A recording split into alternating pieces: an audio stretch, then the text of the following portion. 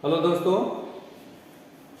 आज के इस क्लास में हम लोग बीए प्रथम सेमेस्टर विषय राजनीति विज्ञान विषय के अंतर्गत संवैधानिक विकास की अवस्थाओं के अंतर्गत जो हमारा आज का टॉपिक है वह है भारत शासन अधिनियम 1919, जो विभिन्न प्रतियोगी परीक्षाओं के दृष्टिकोण से भी अति महत्वपूर्ण है।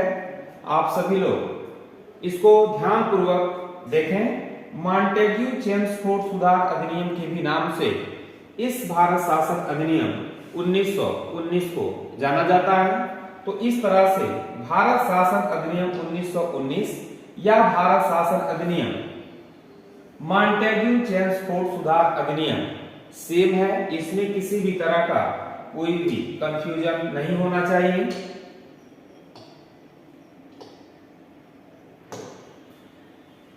भारत शासन अधिनियम 1919 का जो प्रमुख कारण है, अर्थात इस भारत शासन अधिनियम 1919 को क्यों लाया गया, तो इसमें सबसे पहला कारण था कि मुस्लिमों के पृथक निर्वाचक मंडल से कांग्रेस असंतुष्ट थी। क्योंकि कांग्रेस यह चाह रही थी कि भारत में सांप्रदायिकता का जो है कि बीज न बोया जाए, क्योंकि उसी तरह से ही भारत में सांप्रदायिकता से अनेक प्रकार की समस्याएं उत्पन्न हो रही थी। अतः मुस्लिमों के लिए पृथक निर्वाचक मंडल की जो मांग की जा रही थी उसको लेकर के कांग्रेस असंतुष्ट थी। दूसरा कारण था अलीगढ़ मुस्लिम विश्वविद्यालय बनाने पर सहमति नहीं हो पा रही थी। इसके साथ साथ तीसरा सबसे प्रमुख कारण है बाल्कन युद्ध से भी मुस्लिम असंतुष्ट थे और प्रथम विश्व युद्ध से उत्पन्न परिस्थितियां, अर्थात प्रथम विश्व युद्ध के बाद से, क्योंकि आपको मालूम होना चाहिए कि जो प्रथम विश्व युद्ध है वह 1914 से लेकर के 1918 तक प्रमुख रूप से जो हुआ था। तो इस तरह से यह अधिनियम 1900 यानी कि प्रथम विश्व युद्ध के समाप्ति के बाद से लाया गया था। और प्रथम विश्व युद्ध से भी हमारे देश में अनेक प्रकार की आपत्तियां उत्पन्न हुई थी, अनेक प्रकार के असंतोष उत्पन्न हुए थे, जिसको यह अधिनियम लाना आवश्यक था।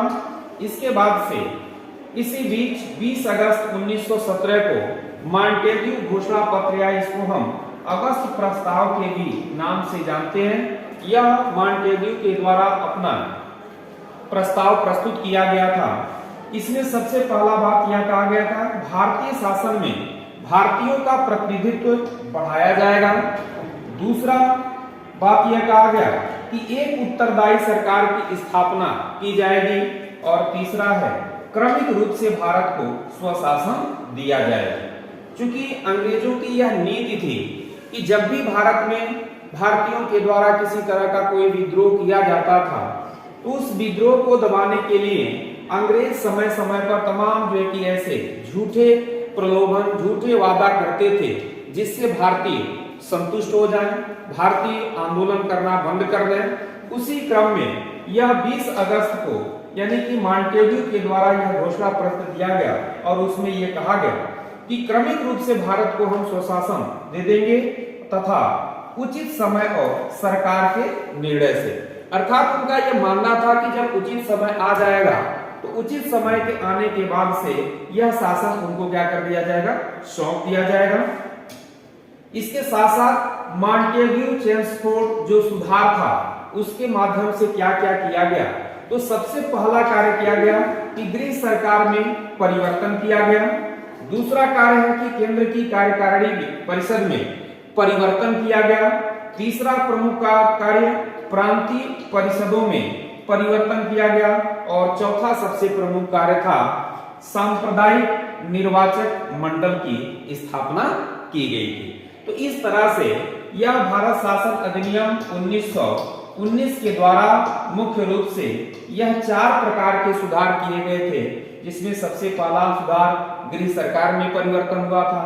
दूसरा है केंद्र की कार्यकारिणी परिषद में परिवर्तन हुआ था। और तीसरा है प्रांतीय परिषदों में परिवर्तन। और चौथा है सांप्रदायिक निर्वाचक मंडल में परिवर्तन।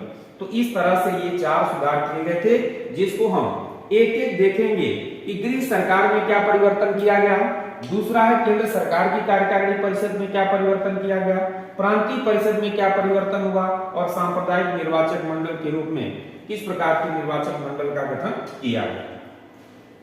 तो पहला हम देखते हैं कि गृह सरकार में परिवर्तन क्या किए गए। जैसे सबसे पहले जो भारत सचिव की परिषद होती थी उसमें ये जो सदस्य होते थे वह 8 से 12 होंगे ऐसा निश्चित किया गया। दूसरा जो कि सुधार, आधा सदस्य दीर्घकाल से भारतीय क्षेत्र में रह रहे, अर्थात ये जो भारत सचिव की परिषद में 8 से 12 सदस्यों को शामिल किया जाएगा, इसमें से 50% सदस्य ऐसे होंगे जो एक लंबे समय से भारत के अंदर रह रहे हो, भारत के प्रत्येक गतिविधि को जानते हो, ऐसे सदस्यों को इसमें जो है स्थान दिया जाएगा। दूसरा सबसे प्रमुख जो है परिवर्तन, भारतीय सचिव का वेतन भारतीय राजस्व से नहीं दिया जाएगा। ध्यान दीजिएगा, ये प्रश्न आपके जो है कि परीक्षाओं में बन सकते हैं कि किस शासन अधिनियम से भारत सचिव का जो वेतन है वह भारतीय कोष से देना बंद कर दिया गया था। तो वह भारत शासन अधिनियम 1919 है, जिसके तहत भारत सचिव को भारतीय राजस्व से अब वेतन नहीं दिया जाएगा।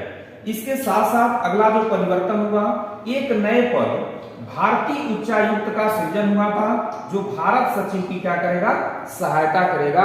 तो ये भी प्रश्न आपके लिए जो है कि महत्वपूर्ण हो सकता है कि किस भारत शासन अधिनियम के तहत भारतीय उच्चायुक्त के पद का सृजन किया गया था। तो वह है भारत शासन अधिनियम 1919। तो गृह सरकार में मुख्य रूप से परिवर्तन, सदस्यों में वृद्धि की गई। इसके साथ साथ भारतीय सचिव का वेतन अब भारतीय राजस्व से नहीं दिया जाएगा, ऐसा निर्णय लिया गया और एक नए पद भारतीय उच्चायुक्त का सृजन किया गया था जो मुख्य रूप से भारत सचिव की क्या करेंगे, सहायता करेंगे। इसके बाद से केंद्र की कार्यकारिणी परिषद में भी परिवर्तन किया गया था। वायसराय की कार्यकारिणी परिषद में कह रहा है कि 3 भारतीय सदस्य होंगे। ध्यान दीजिएगा, एक भारत सचिव के परिषद में परिवर्तन हुआ और दूसरा है कि केंद्र की कार्यकारिणी अर्थात जो वायसराय होता था, जो भारत में शासन करता था, उसके कार्यकारिणी परिषद में भी परिवर्तन किया गया था, जिसमें कह रहा है कि 3 भारतीय सदस्यों को इसमें शामिल किया जाएगा। शिक्षा, स्वास्थ्य, श्रम, व्यापार का मामला मिला। दूसरा, केंद्र व प्रांतों में शक्तियों का क्या कर दिया गया था, बंटवारा कर दिया गया। जिस तरह से आज के समय में संघ सूची, राज्य सूची और समवर्ती सूची है, उसी तरह से यहाँ पर भी केंद्र व प्रांतों में शक्तियों का बंटवारा किया गया था सबसे पहली बार, और वह भी कब, भारत शासन अधिनियम 1919 के तहत। तो केंद्र सूची में मुख्य रूप से जो राष्ट्रीय महत्व के विषय थे उनको रखा गया था, जैसे वित्त हो गया, इसके साथ साथ राजनीतिक संबंध हो गए, विदेशी मामले हो गए, डाक हो गया। ये सभी के सभी विषय अर्थात जो महत्वपूर्ण विषय होते थे उनको केंद्र सूची में रखा गया और राज्य सूची में स्थानीय स्वशासन, शिक्षा, स्वास्थ्य इत्यादि को रखा गया था। क्योंकि आप जानते हैं कि स्थानीय स्वशासन को चलाने के लिए, शिक्षा व्यवस्था में विकास करने के लिए, इसके साथ साथ स्वास्थ्य में सुधार करने के लिए धन की जरूरत होती थी और ये धन किसके पास था, केंद्र के पास था। यानी कि राष्ट्रीय महत्व के जो विषय थे उनको केंद्र सूची में स्थान दिया गया था। तो ये केंद्र की कार्यकारिणी परिषद में परिवर्तन किया गया। सबसे पहला महत्वपूर्ण बात आपको जानना है कि 3 भारतीय सदस्यों को इसमें शामिल किया गया। इसके साथ साथ केंद्र व प्रांतों में विषयों का क्या किया गया था, बंटवारा किया गया था, जिसमें राष्ट्रीय महत्व के विषय को केंद्र सूची में और बाकी जो अन्य विषय थे उनको राज्य सूची में रखा गया है। अगला परिवर्तन देखते हैं, केंद्र की विधायिका में परिवर्तन। ध्यान दीजिएगा, विधायिका में आप समझते ही होंगे जो विधि बनाने से संबंधित जो अधिकार होते हैं उसको हम विधायिका के नाम से जानते हैं। जिस तरह से यहां कह रहा है कि प्रथम बार केंद्र में द्विसदनात्मक व्यवस्था लाई गई थी। तो ये भी जो है कि बहुत ही महत्वपूर्ण है, आपको हमेशा याद रखना है कि किस शासन अधिनियम के तहत केंद्र में द्विसदनात्मक व्यवस्था को लाया गया था। तो वह था भारत शासन अधिनियम 1919। यानी कि भारत शासन अधिनियम 1919 के तहत पहली बार केंद्र में द्विसदनात्मक व्यवस्था को अपनाया गया था, जिसमें से जो पहला सदन था उसको उच्च सदन अर्थात इसको राज्य परिषद भी कहते थे और इस परिषद में 60 सदस्य होंगे, जिसमें से 27 मनोनीत होंगे और 34 क्या होंगे, निर्वाचित होंगे। ध्यान दीजिएगा, ये संख्या आपको कहीं कहीं पर ये मनोनीत जो सदस्य संख्या है ये 26 भी मिल सकती है और निर्वाचित सदस्यों की संख्या 34 भी मिल सकती है, लेकिन ये जो सदस्य संख्या है ये सही है, यानी कि 27 मनोनीत सदस्य होंगे और 35 कैसे होंगे, निर्वाचित होंगे और यह उच्च सदन अर्थात राज्य परिषद के सदस्य होंगे और टोटल सदस्य संख्या कितनी होगी, 60 होगी। ऐसी व्यवस्था किस शासन अधिनियम के तहत की गई, तो भारत शासन अधिनियम 1919 के तहत की गई थी। अगला जो ये 60 अभी सदस्यों को आपने देखा है, इसमें मुख्य रूप से कहा है कि जो निम्न सदन होगा उसमें केंद्रीय विधानसभा के नाम से जाना जाएगा। जो उच्च सदन है उसमें सदस्यों की संख्या कितनी थी, 60 थी। लेकिन ये जो निम्न सदन होगा, जैसे आज के समय में आप देखते हैं कि लोकसभा होता है और दूसरा सदन क्या है, राज्यसभा है। तो उसी तरह से यहाँ पर जो है कि द्विसदन की स्थापना की गई थी, जिसमें से पहला सदन का नाम क्या रखा गया था, उच्च सदन या राज्य परिषद रखा गया और दूसरा जो सदन था वह निम्न सदन अर्थात केंद्रीय विधान सभा का नाम इसको दिया गया है। इसमें मुख्य रूप से 41 मनोनीत सदस्य होंगे। इन 41 सदस्यों में से 15 गैर सरकारी सदस्य होंगे और 26 कैसे सदस्य होंगे, सरकारी सदस्य होंगे। सरकारी और गैर सरकारी का तात्पर्य आप समझते ही होंगे। सरकारी का तात्पर्य हो गया यानी कि जो ब्रिटिश सदस्य होते थे उनको मुख्य रूप से जो कि सरकारी सदस्य का उपमा दिया जाता था और जो भारत से लिए जाते थे उनको गैर सरकारी सदस्य कहा जाता था। तो यहाँ पर आप देखेंगे कि निम्न सदन में भी यानी कि जो 41 मनोनीत सदस्य हो रहे हैं उसमें भी अंग्रेजों ने अपना बहुमत बनाए रखा। इसके साथ साथ 104 सदस्य यहाँ से क्या होंगे, निर्वाचित होकर के आएंगे, जिसमें से 52 सामान्य निर्वाचन से आएंगे, 30 मुसलमान निर्वाचन क्षेत्र से आएंगे, 20 विशेष निर्वाचन क्षेत्र से आएंगे और 2 सदस्य कैसे आएंगे, सिख निर्वाचन क्षेत्र से आएंगे। तो इस तरह का प्रावधान पहली बार इस भारत शासन अधिनियम 1919 के तहत किया गया था। फिर से देख लीजिए, यानी कि जो दूसरा सदन था उस सदन में 41 सदस्य मनोनीत होकर के आने वाले थे, जिसमें से 26 सदस्य सरकारी होंगे, 15 गैर सरकारी होंगे। दूसरा 104 सदस्य निर्वाचित सदस्य होंगे, जिसमें से 52 सामान्य निर्वाचन से आएंगे, 30 मुसलमान निर्वाचन क्षेत्र से आएंगे, 20 विशेष निर्वाचन क्षेत्र से आएंगे और 2 कैसे आएंगे, सिख निर्वाचन क्षेत्र से आएंगे। ठीक है। इसके बाद से उच्च सदन राज्य परिषद के सदस्यों को चुनने की योग्यता, अभी जो मैंने आपको बताया है कि केंद्र में द्विसदनात्मक व्यवस्था पहली बार अपनाया गया था, जिसमें से सबसे पहला जो सदन है उच्च सदन है, जिसमें मैंने अभी आपको बताया कि 60 सदस्य होंगे और इन 60 सदस्यों को चुनने के लिए जो योग्यता है यानी कि किसके द्वारा ये सदस्य चुने जाएंगे, तो सबसे पहला है कि महिलाओं को अनुमति नहीं थी, अर्थात इनके निर्वाचन में महिलाएं जो है कि वोट नहीं डालेंगी। दूसरा है मताधिकार सीमित था। सीमित मताधिकार का मतलब हो गया कि भारत के सभी लोगों को मत देने का अधिकार नहीं था, कुछ विशेष लोगों को अधिकार था, जैसे 10,000 रुपए वार्षिक आय, यानी कि उस समय जिसकी 10,000 रुपए वार्षिक आय होगी वही व्यक्ति जो है कि यहाँ पर मतदान करेगा। 75 रुपया वार्षिक भूमि कर देता हो या फिर ये 10,000 रुपया वार्षिक उसकी आय हो, तो ऐसे व्यक्ति ही यहाँ मतदान करते थे। और इस तरह से 1920 में लगभग कहा कि 24 करोड़ जनसंख्या में, जिसमें से सिर्फ और सिर्फ 17,263 लोगों को ही मताधिकार प्राप्त हुआ था। यानी कि जो लोग इस मानक का पालन करते थे वे ही लोग ही जो है कि इस उच्च सदन के सदस्यों के निर्वाचन में क्या किए थे, भाग लिए थे। तो 24 करोड़ जनसंख्या में से सिर्फ और सिर्फ 17,263 लोगों ने ही मतदान कर पाया था। इसके बाद से निम्न सदन। निम्न सदन का तात्पर्य यह हो गया कि केंद्रीय विधानसभा के सदस्यों को चुनने की योग्यता, यानी कि जो निम्न सदन अभी मैंने आपको बताया है कि जिसमें से आपके कुछ मनोनीत सदस्य थे और कुछ जो है कि निर्वाचित सदस्य थे, तो ये किस तरह से आएंगे, किसके द्वारा निर्वाचित किए जाएंगे, किसके द्वारा चुने जाएंगे। तो यहाँ पर पहली बार महिलाओं को मत देने का अधिकार यानी कि निम्न सदन के सदस्यों को चुनने के लिए दिया गया था। तो इसमें आपको याद रखना है कि किस भारत शासन अधिनियम के तहत महिलाओं को मत देने का अधिकार प्राप्त हुआ।